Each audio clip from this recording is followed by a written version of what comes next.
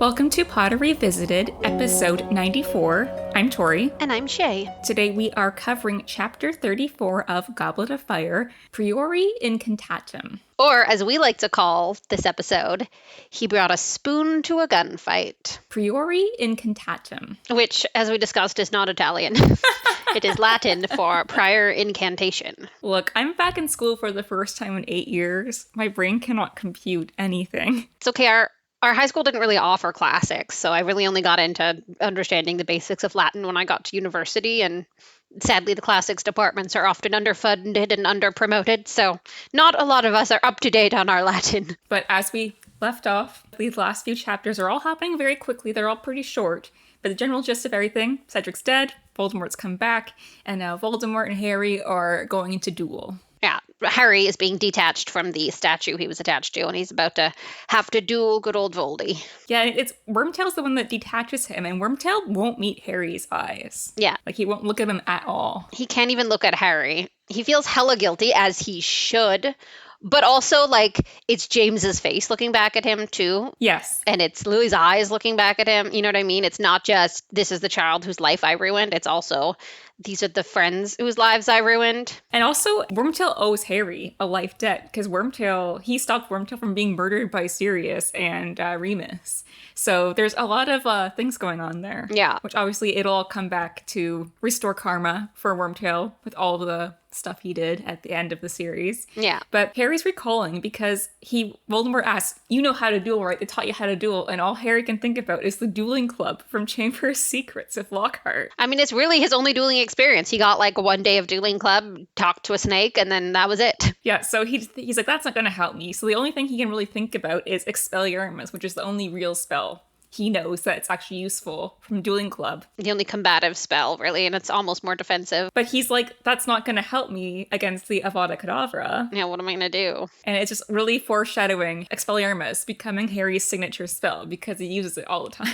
It's also funny because in that moment when he's like trying to remember if he knows how to duel and then remembering that one Dueling Club, it's very much that moment where like sitting down to write an exam and you see something on the exam and you're like, the teacher said this wouldn't be on the test. Like, I feel like that's that moment. He's like, but they said I wouldn't have to use this in real life. It was just for structured competitions.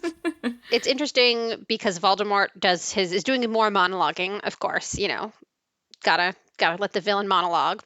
And he refers to himself as Death. And I feel like that might be a Deathly Hallows foreshadow of the Hallows themselves and wanting to become the Master of Death. And it's interesting because like he doesn't just want to escape death. He doesn't just want to not die or undo his own death. Mm-hmm. He wants to become the full-on Master of Death who can commit death or do death upon others, bring himself back from the dead, and prevent himself from dying all in one. He wants the full control. Yeah, you can kind of see kind of his fear of death here, because when things happen and he kind of loses control of everything, it's that fear of like he's not in control of what's happening. Mm-hmm. And we know that from Dumbledore that Voldemort really does fear dying as a mortal man. Yeah. But Harry just kind of takes us on. So he's in the situation. He's gone through so much in these last few hours, but he just kind of accepts that he's going to die. And it goes against human nature to like submit to dying. Like we want to live generally, but Harry's just like, he has so many life death incidences that generally in every book he's just like, okay, I'm gonna die. That's just what's happening. It's fine. I've come to terms with it. So here Harry is. He's like, okay, I'm gonna do Voldemort. Obviously, I'm going to die because Voldemort's going to kill me, but he's determined that he will die on his own terms. He won't let Voldemort, like, play him or, like, mess him around. He's like, if I'm going to die, I'm going to do it my way. It's very classic stubborn Harry. You can kill me, but I will personally try to make my dying as unfun as possible for you. Take that. That'll show you I will remove the additional joy of my perishing. It's really funny. You know, it's like Voldemort can kill Harry, but he can't kill Harry's spirit. Yeah. And I think that's a little inspirational. It's also kind of interesting how, again, in the Deathly Hallows, Harry greets death like an old friend, and he kind of has always been on decent terms with his own death. Like, he's faced the probability of his own death and accepted it so many times already that, like, he really is intimately close with the construct of death. It is an old friend. Yes. This is just one of those times where he met it and was reasonably nice to it. Like, him and death are becoming better friends each time he almost dies and accepts it. So, like, it's interesting to look at it that way. Like, right now, he's an acquaintance of death. Yeah, really. You know, give it a few books and it will be an old friend. I'm pretty sure in at least every book, he's come to the determine that, like, I am going to die in this situation, and I've made my peace with it. And that's okay. Yeah. I also think it's kind of fun that Voldemort sort of compliments James Potter when he's talking about Harry. He says that James was straight-backed and proud.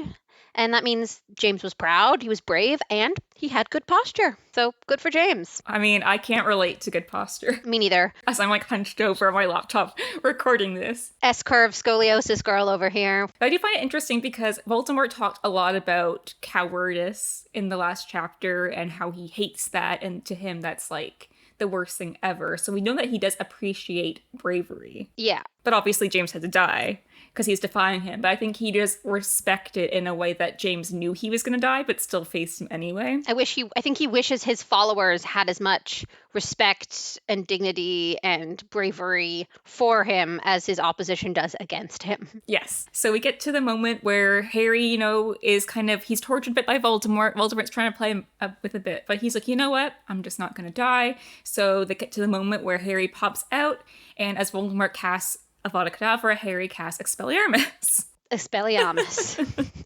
And honestly, it's always so funny to me. I mean, I guess, sure, why not Expelliarmus? But it just seems like using Expelliarmus against Avada Kedavra is kind of like the magical equivalent of bringing a knife, or not even, maybe a spoon to a gunfight. Like, it's really... It is not exactly equal or opposite. No. It's not like, even like when you think of like realms of like dueling curses, Expelliarmus isn't really meant for like what Harry uses it as. Not even eat slugs. Like, he could have at least pulled out eat slugs. Jelly legs Jinx. But as the spells connect, they begin to turn gold, and there is like I guess light connecting them, which is, we learn later, the Priori Incantatem, which is the chapter title.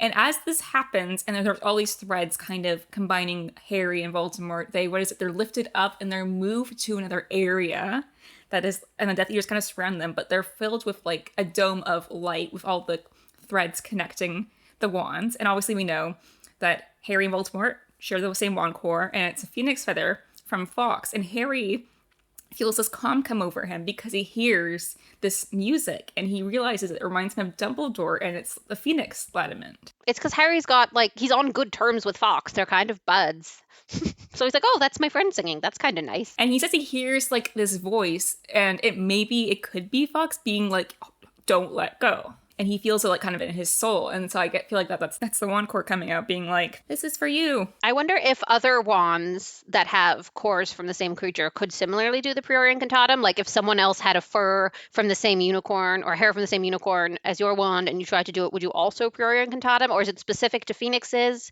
Or is it specific to Fawkes? I feel like that's the science behind it. Because, well, we do know that it's rare. Because I feel like it's very dramatic to have the side effects of Priori Incantatem being like lifting you up dramatically and moving you somewhere else, and I feel like that's probably Phoenix specific because they're like really dramatic little bitches. Oh yeah. So I figure like a unicorn would be slightly different, like a silvery glow, and obviously not a phoenix song, maybe a horse whinnying, and like a dragon would probably circle you in fire or something. Like I'd like to think that they're like vibe specific to what type of core you have. I feel like Harry and Voldemort, it's like the one and only case of it, because generally speaking, it is unheard of for them to use a core from the same animal twice. But there's got to be some off-market wand dealers who just do all the wands from one unicorn because they only know one. Black market? You know what I mean? Like, I only know one unicorn, so all my wands have that unicorn's hair. Let's hope those people never fight each other.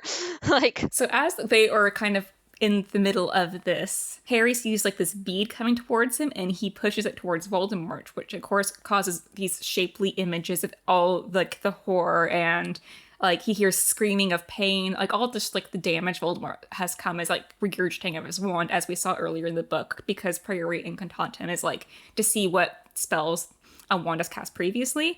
And so we start to see these ghostly like imitations of people Voldemort has killed. Yeah, they're like reflections of the dead. Not so much ghosts because they're not fully their own entity, but they're like reflections, I would say, of the dead. That's why I said kind of like imitations, because they're there and they seem to be a bit like self-aware, but I don't think they're like really what a ghost would be. Yeah. Harry sees Cedric obviously come out first because that's the last person Voldemort has killed. But I was like, we definitely see Wormtail kill Cedric in the chapter. So was it with Voldemort's wand? Because we know it was on Voldemort's orders. Yeah, Wormtail was carrying the cloak and Voldemort's wand when he threw Voldemort into the tub. So I'm guessing he's been carrying Voldemort's wand the whole time because Voldemort had tiny little baby arms and couldn't hold it or whatever. Yeah, because he was a baby and he couldn't do anything. So like half these people Wormtail really killed for Voldemort. Because we also see, obviously, we see Cedric come out. We see Bertha Jorkins, Frank from the first chapter, and obviously Harry's parents. So these are like the last few people Voldemort has killed. It's very interesting. And I kind of wonder in this moment, as specifically Lily Potter emerges from the wand. And I don't mean to Snape up a non-Snape situation, but I can't help myself. Oh my gosh. I can't. It's diabolical. I can't help it. But it would be really interesting to have seen what would have happened if Snape had been there when Lily emerged from the wand, because there's so many ways that could have gone. Like, would he have had a full-on mental breakdown and given up double agenting immediately in order to help Harry because that's what the Lily reflection would have wanted in that moment? Would he be able to maintain his cover and still pretend to be a Death Eater the whole time? Would he lose his entire mind on sight and just like try to kill Voldemort? I would love to know how that would have gone. Like, as someone who's so specifically deeply traumatized by that one death and only that one death, it would have been really interesting to see how that would have been handled. It's also interesting to see because obviously Harry's parents appear and James appears and Wormtail's there. I'm sure he's not looking because he's closing his eyes and crying. Yeah. Yeah, to see like the imitation of it. And it's actually interesting because we know how much Harry I think the movies more present the connection Harry has to his mom, as that's what ties kind of Snape into it all.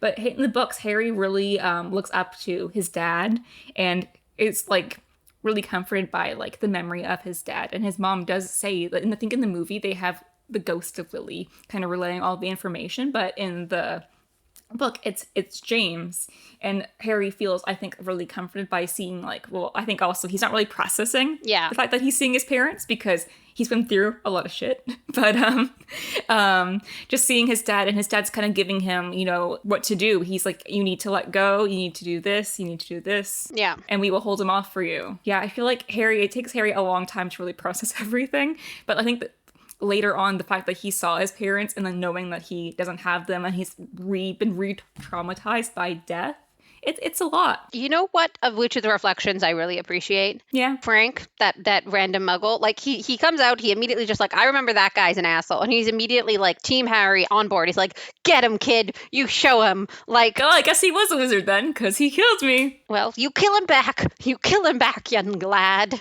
Ye show him how with your youth do cause him discomfort. You know, he just, the little rickety old man is immediately like, all right, magic's real. Good news. Fight him for me, would you? Avenge me. Harry's parents are there. His friend who he cares about, kind of ish. But Frank's like, do it for me. Poor Cedric, you know, take him back to my parents, Harry.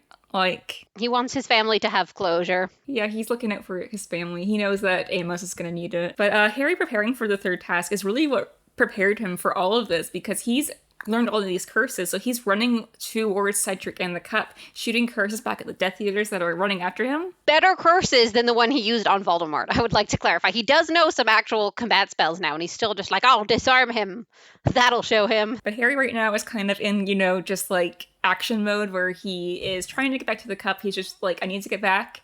And he hasn't really, I think, processed whatever the hell has happened here. Yeah. But you gotta think, going from being in the maze to coming here with Cedric, seeing Cedric die, re-traumatizing himself to death again, seeing Voldemort come back to life, all of these imitations of people that have been murdered by Voldemort, seeing his parents again, even an imitation, like, insane. On the bright side, he now knows enough about how Voldemort treats the Death Eaters that he could be the poster child for not joining the Death Eaters. Be like, he treats them like shit. You don't want to be a Death Eater. He could go and do talks in the Slytherin common room. This is 7 reasons why you shouldn't be a Death Eater. Step 1, he called your dad a stupid idiot. Step 2, like... But honestly, this is what Voldemort needs to learn, that you can't just be monologuing all the time. Yeah. It's actually really funny, though, because he makes this big deal about the only reason that Harry isn't dead and he didn't kill him yet is because Harry had help, or he was just lucky. And it wasn't because of Harry himself. And here Harry is just being like, bye! I mean, he was a little lucky that the wands happened to have been twin cores. Yes. And that he didn't successfully disarm Voldemort, because then Voldemort would have used someone else's wand and the Priori Incantatem would have happened. And yeah, but it's just very funny that Voldemort kind of boasts a bit. He's just like, like, Voldemort just doesn't shut up these last few chapters. He's just talking and talking and talking. Classic villain. Putting on a show for his Death Eaters, and he just kind of, gets shown up at the end. That's kind of it. This chapter's pretty short. It's just a lot of action, and obviously the big moment is learning about the wand connection that Voldemort and Harry have, as Harry goes back to Hogwarts to deal with the aftermath of it all. Which is almost more traumatizing than what happened, if you were to ask me. A lot more trauma coming. But do you have any other things you want to talk about before we wrap up? Part of me wonders if Harry got any, like, moderate amount of, like, satisfaction seeing someone like Lucius Malfoy being talked to, like, he's a piece of shit. Like, I wonder if that's refreshing for Harry. He's like, no one ever speaks truth to Lucius Malfoy. And I hate this guy, but, like, Lucius, nobody likes you. Not even your boss. It is interesting seeing Lucius kind of like told off, because Lucius, from what we've seen, is like he's very respected in wizarding society, and he comes off as that like aristocratic, like upper class, basically. Which I think there's a part of Petty Harry that's like, well, huzzah. And here Voldemort's treating him just kind of like dirt on his shoe. You know, he can use that against Draco later. Be like, I'm pretty sure Voldemort called your dad a piece of shit. Just saying. I actually love that moment in Order of the Phoenix where Harry outs like Malfoy and his friends as dads being Death Eaters, and he gets like Lucy's arrested at the end of Order of the Phoenix, and Malfoy's like, you're gonna pay for this, and he's like, what are you gonna do? Your dad's in jail. Your father can't hear about this. Write him a letter to Azkaban. He's like, I don't give a shit what you say. Your dad's in jail. Yeah, but moving into kind of Harry going back to Hogwarts, this is kind of like the beginning of the end, as Harry wasn't really supposed to survive this, so he's going back and he's going to tell everyone Voldemort came back, and this really changes. We've said this every, I think, episode since the third task, but this is like the turning point. This is like the pivoting moment of the series where we're going back into a world. Have to face real Voldemort going forward. Real embodied Voldemort. Yeah, that's going to have to face Voldemort at full power. Thank you for listening to this podcast. Please like and subscribe us on Spotify and Apple Play Music. Apple Podcasts. Whatever. I tried. You did try. And you can email us at the email, which you can find probably on Spotify. Which is potterrevisitedpodcast@gmail.com. And we will see you when we cover chapter 35, Veritaserum. Bye.